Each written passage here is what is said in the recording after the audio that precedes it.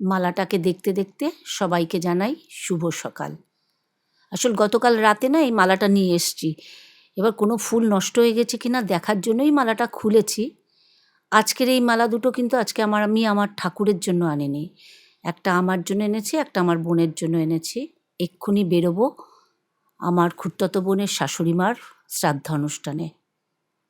সেই জন্যই টিফিনটাও গুছিয়ে নিচ্ছি, কেননা শ্রাদ্ধ অনুষ্ঠানের খাবার আমি আর আমার বোন কেউই খাই না। আর 4 মাস কলকাতার একটা নামী নার্সিংহোমে ওর শাশুড়ি মা যমের সঙ্গে লড়াই করা কথাটা বললে এখন ভুল হবে, কেননা যমের সঙ্গে এখন লড়াই করতে হয় না। লড়াই করতে হয় পেশেন্ট এবং পেশেন্ট পার্টিকে, নার্সিংহোম এবং ডাক্তারদের সঙ্গে। শুনলাম যখন ভর্তি করেছিলেন তখন কিন্তু ওনার অবস্থা যে খুব ক্রিটিক্যাল ছিল তা নয়, কিন্তু দিন দিন উনি ক্রিটিক্যাল হয়ে গেলেন। কী যে আসল রোগ হলো ওরা বুঝতেই পারল না। ডাক্তার ভিজিট করতে আসতেন রাতে, পেশেন্ট পার্টিকে ডাকতেন। পেশেন্ট পার্টির সঙ্গে ডাক্তারের সম্পর্ক যেন শুধু টাকার।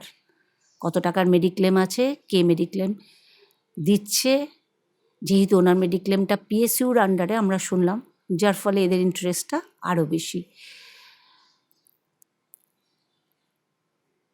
আমার আঙ্গুলটা দেখে ভাবছেন কী হয়েছে, গতকাল রাতে আঙ্গুলটা কেটে গিয়ে প্রচুর রক্তপাত হয়েছে। এই আমরা বেরিয়ে পড়েছি, বাইপাস ধরে আমাদের গাড়ি চলছে। সকাল 9টা, ভালো লাগছে। রাস্তায় জ্যাম, পিছন ফিরে দেখছি এই যে আমার ভাইয়ের বউ চিলপিল, পাশে কাকি চিন্তা করছে কখন গিয়ে পৌঁছবো। এই যে আমার বোন, ও ব্যস্ত মোবাইল নিয়ে। চলে এসছি বাঘাযতীন শ্রী রাম ঠাকুরের আশ্রমে, ওদের কাজটার আয়োজন করেছে। আমি এই প্রথম আসলাম, যেহেতু আমি ভয়েস ওভার দিচ্ছি তাই বলছি। খুব সুন্দর, ঢুকতেই ঠাকুরের ফটো, যেহেতু কনস্টেবল গেটটা আটকানো তাই ফটোটা ভালো করে তুলতে পারিনি। আমি এর আগে কোনো দিনও আসিনি, শুনেছিলাম, কিন্তু এত ভালো সিস্টেম কি বলবো। মানে সব কিছু নিয়ম শৃঙ্খলার মধ্যে শান্ত একটা পরিবেশ।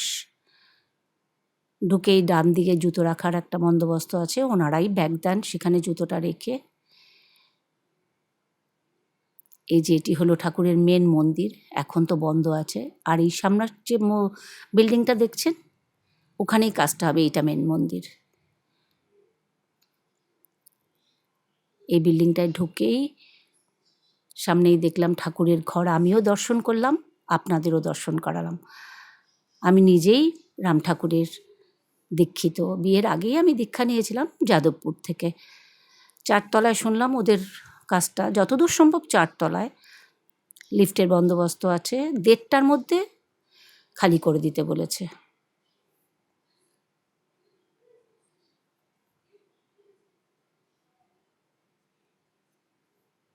চলে এসছি যে ফ্লোরে ওদের কাজ হচ্ছে। এই যে কাজ চলছে, এখানে ওর মায়ের নানা সময়ের কিছু স্মৃতি ওরা ক্যামেরাবন্দি করে তোলা ছিল, সেগুলো সাজিয়েছেন। আজকে আমার বোনের হাজব্যান্ডকে দেখে, ওর মুখটা দেখে মনে হচ্ছিল মাকে হারানোর যে শূন্যতা, 1 বছর আগে আমিও আমার মাকে হারিয়েছি, তো সেটা খুব অন্তর থেকে ফিল করছিলাম। কারণ এটা এমন একটা ক্ষত না যে যার কোনো মলম হয় না। এখানে সমস্ত নিয়মকানুন দেওয়া আছে, যেহেতু এটা একটা আশ্রম।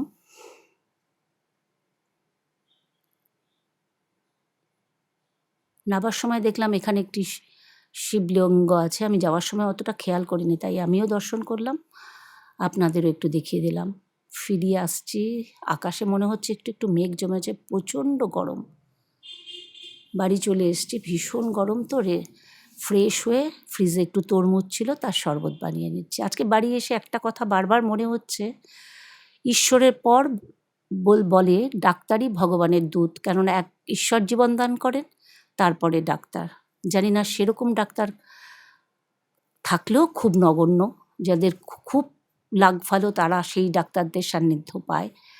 না হলে এখন সবটাই নার্সিংহোম আর ডাক্তারদের পয়সা রোজগারের একটা মাধ্যম মাত্র। চেনা পরিচিত না থাকলে, আপনারা কম বেশি সবাই এটা জানেন, আপনারা আশা ভরসা নিয়ে যাবেন, কিন্তু সেই ভরসা, মুখে ভরসা আপনাদের দেবে, কিন্তু সত্যিই ভরসা দিয়েছে কি না সেটা জানতে জানতে অনেক দেরি হয়ে যায়। একটা লাইক দিয়ে দিয়েছেন তো, মনে করিয়ে দিলাম। যদি ভুলে গিয়ে থাকেন একটু ভিডিওটা পজ করে লাইক দিয়ে দিন। আর যারা এখনও আমার বন্ধু না হয়ে আমার ভিডিওটি দেখছেন, তারা আমার পাশে এসে বন্ধু হয়ে যান। আমরা সবাই সবার পাশে থাকলে আমাদের ইউটিউবে কাজ করার আনন্দটাও অনেক বেড়ে যায়।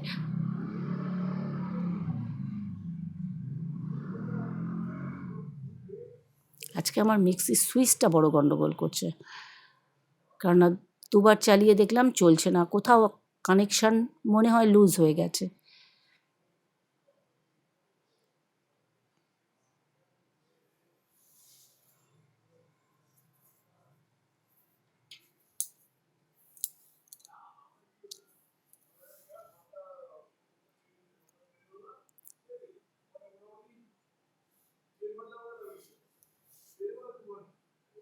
সারা দিন জার্নি করে এসে যখন এই ঠান্ডা তরমুজের রসটা খেয়েছি না, যেন মনে হলো শরীরটা ঠান্ডা হয়ে গেল। প্রচণ্ড গরম।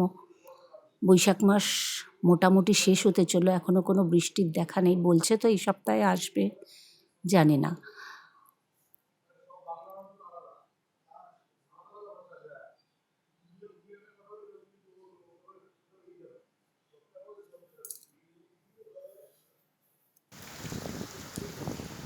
রাত 8:30, দেখুন ঝমঝম করে বৃষ্টি নেমেছে। বছরের প্রথম কালবৈশাখী। বছরের যে কোনো জিনিসই প্রথম খুব আনন্দ লাগে। মাটির একটা সোদা গন্ধ বেরিয়েছে, এত ভালো লাগছে। এই বৃষ্টির স্নাত রাতের শুভেচ্ছা জানিয়ে আজকের ভিডিওটা এখানেই শেষ করছি। আজকে সবার ঘুম খুব আরামদায়ক হবে।